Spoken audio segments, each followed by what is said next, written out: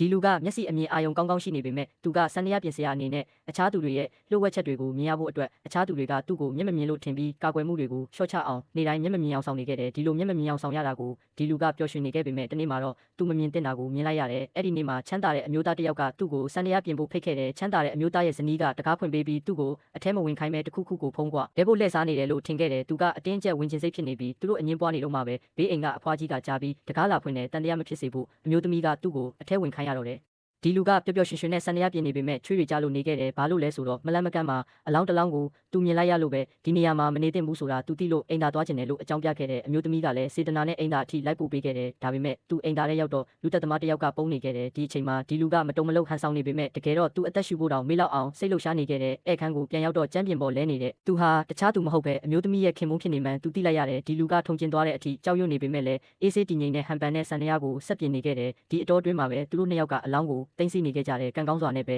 ဒီလူရဲ့ဟန်ဆောင်မှုကမပေါ်ခဲ့ဘူးနောက်ပိုင်းမှာသူကရဲစခန်းကိုအပြေးသွားပြီးရဲကိုဖုံးဆက်တိုင်ကြားခဲ့တယ်ရဲအရာရှိရောက်လာတော့သူအံ့ဩသွားခဲ့တယ်ဘာလို့လဲဆိုတော့အိမ်သားထဲမှာပုံနေတဲ့လူသက်သမားကအဲ့ဒီရဲအရာရှိဖြစ်နေလို့ပဲဒီလူကသူ့ရဲ့ကြောင်လေးပျောက်သွားလို့ဖုံးဆက်တယ်ဆိုပြီးဟန်ဆောင်ပြောဆိုခဲ့တယ်နောက်တနေ့မှာချမ်းသာတဲ့အမျိုးသားရဲ့ဇာပနာပွဲလုပ်ခဲ့တယ်ဒီလူကိုစန္ဒယာတီးဖို့ဖိတ်ခဲ့ပြီးဘေးအိမ်ကအဖွားကြီးလဲဇာပနာကိုရောက်လာခဲ့တယ်သူကရဲကိုပြောပြတာကမနေ့ကချမ်းသာတဲ့အမျိုးသားရဲ့အိမ်ထဲကိုခွန်အားကြီးတဲ့အမျိုးသားတဲ့ရောက်ဝင်သွားတာကိုတွေ့လိုက်ရတယ်အဲ့ဒီခွန်အားကြီးတဲ့အမျိုးသားကလူသက်သမားဖြစ်နိုင်တဲ့ဇာပနာပြီးအဲ့ဒီအဖြစ်ပြက်ကိုဒီလူမြင်လိုက်ရတဲ့အဖွားကြီးရဲ့အသက်အန္တရာယ်စိုးရိမ်ရပြီလို့သူထင်ခဲ့တယ်ဒါကြောင့်သူကတထေးအိမ်ကိုအပြေးသွားခဲ့တယ်ဒါပေမဲ့သူတကားဖွင့်လိုက်တဲ့အချိန်မှာပဲကြေကွဲစရာကိစ္စဖြစ်သွားခဲ့တယ်